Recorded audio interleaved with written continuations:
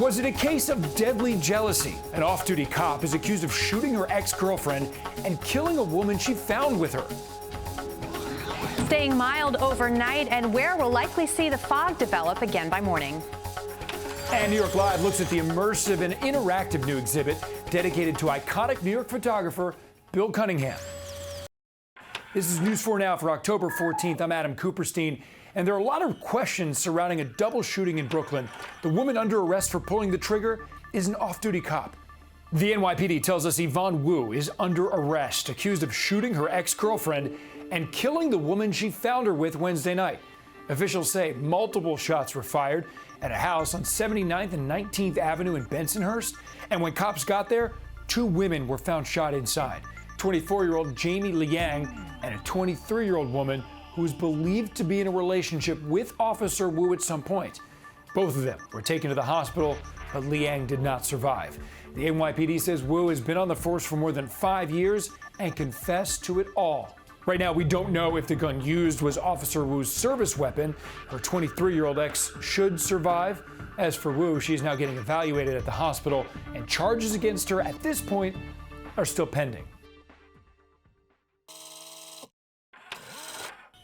The remains of Gabby Petito are now with her family after they traveled almost 2,000 miles from Long Island to Wyoming to claim them. The Teton County coroner says Gabby's body has been released to a mortuary in Jackson, Wyoming. He also says the family plans to have Gabby cremated. All of this comes a day after the coroner announced that Gabby had died by strangulation in late August. Gabby's fiancé, Brian Laundrie, remains a person of interest in the case. Police still have yet to find him. Police are trying to track down the vandals behind damage at a historic cemetery in Morris County, New Jersey. They knocked gravestones over at the Orchard Street Cemetery in Dover sometime between Sunday night and Monday morning. The cemetery there was founded in 1851. The remains of 55 Civil War veterans are buried there. Police are offering a $1,000 reward for information that leads to an arrest. A high school in Rockland County is shut down, but not because of COVID. We're told black mold was found in a handful of classrooms at Spring Valley High School. Students are going to go remote for at least the rest of the week. School officials are then going to review a report about what may have caused the mold and the extent of the problem. A New York native's passion project is making history on Broadway. It is the first new show to open since the COVID-19 shutdown, too. I can't wait for the day when my skin isn't a novelty. Thoughts of a Colored Man is a show written, produced, directed, and performed by black men. And it's the first time that has ever happened on Broadway. Wednesday night, the red carpet at the John Golden Theater was filled with celebrities, including Candy Burris from The Real Housewives and Samira Wiley from Handmaid's Tale. They both helped work on the project. Hi there, I'm Storm Team 4 meteorologist Maria LaRosa, and definitely that summer feel really picking up today, and in fact it'll feel like a summer evening tonight. We have temperatures that'll stay into the 70s even through the dinner hour, and then clouds from time to time through the overnight. We do stay dry. We had a lot of fog early in the morning. It looks like we could see some of that develop again by tomorrow morning. The visibility forecast showing some of that, especially filling in the nooks and crannies of some of the river valleys in our area. So keep that in mind as you start your day tomorrow. But really, it's more of the same. Partly to mostly cloudy skies, 50s and 60s. Will be about 64 degrees for the low in the city. That's really close to what is average for highs this time of year. 62 in Newark, down to 61 in Bridgeport and Merrick. A few 50s for the Hudson Valley. White Plains, Poughkeepsie, Sussex, and Monticello. On our way up into the upper 70s once again. He was one of the most respected names in photography, a New York icon. And New York Live goes inside the immersive new exhibit celebrating the life and work of Bill Cunningham.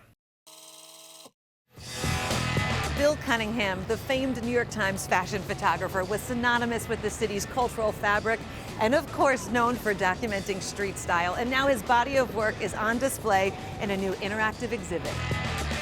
This is a great day because we are here talking about Experience the Times of Bill Cunningham. First of all, tell me about the name. So the name comes from, it's based on a film that I made called The Times of Bill Cunningham. And it came together, like all films have a backstory to it, but mine was a really unique kind of backstory. Having never really knew Bill, somebody called me up when he was getting a CFDA award 26 years ago and said, hey, could you come over? And Bill was like, can you come over, young fella? And I hate to bother you, and come over for like 10 minutes. I have to do this 1-minute video to accept the award. That 10 minutes turned into 4 hours. But I kept listening to the interview over and over again, and it became much less about fashion. It became much more about this amazingly brilliant New York character. If there is one thing everybody should know about this experience, what is it? I think that you're going to see something about an incredibly legendary man, a great, iconic New York character. You are immersed into his life through sound and artificial intelligence in ways that I never could have imagined when I made this film 5 years ago.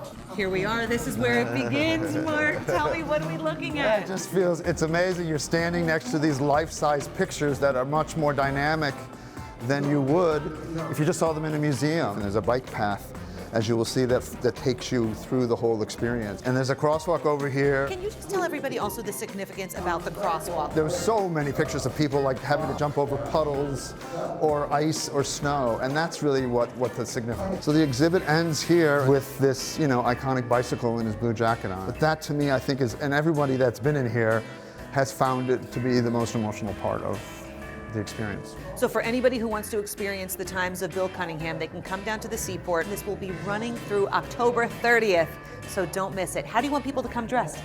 Dress for Bill. Dress for Bill, just like you have, girl.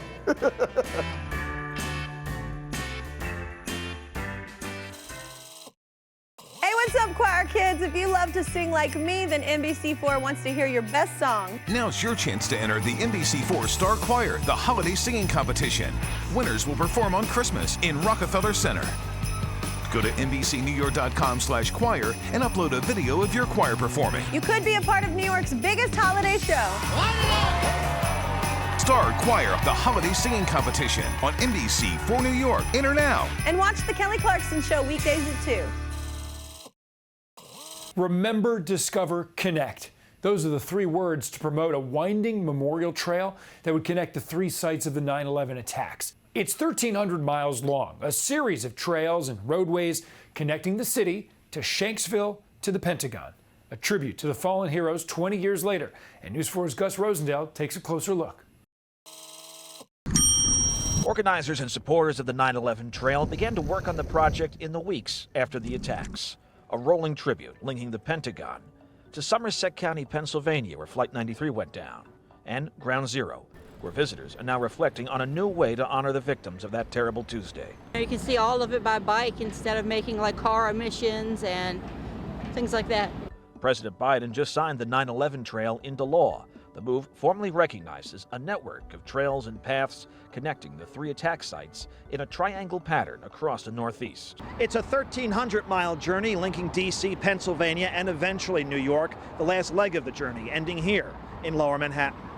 The 9/11 Memorial and Museum wasn't officially involved in the effort, but staffers here support the project and recognize its role in educating the next generation. Kids who were born after 9/11 are now sophomores in college. Yeah. It's hard for me to believe as a father of 2, but and as someone who was there that day. But it's more important now than ever that this upcoming generation learns the lessons of 9/11 and how it impacts their lives even today. My birthday's the day after 9/11. Perspective not lost on Salvatore Marcello, who was 7 at the time of the attacks. Now a construction worker near the Ground Zero site, he welcomes the 9/11 trail as another addition to a place that lost so much. I just heard little things like, that people go on the trail to, say their, pay their respects and stuff like that, whether it's walking or bicycle riding. And reflecting on a history that links us no matter which path leads us home. In Lower Manhattan, Gus Rosendale, News 4 New York. Thank you so much for joining us on News 4 Now. We'll see you right back here tomorrow.